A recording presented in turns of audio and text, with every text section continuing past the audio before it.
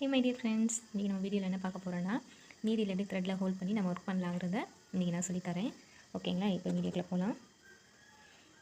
இந்த டூலிப்புங்கிறது பாருங்களேன், இந்த டூலிப்புங்கிறது என் சைடு இருக்க போகுது.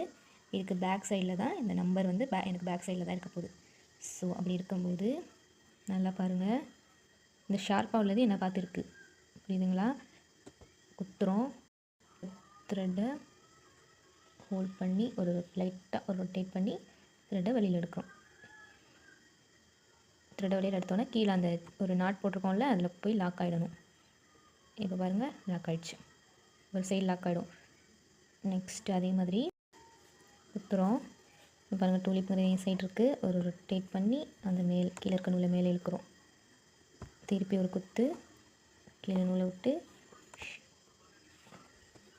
குத்துறோம், ரொட்டேட் பண்ணி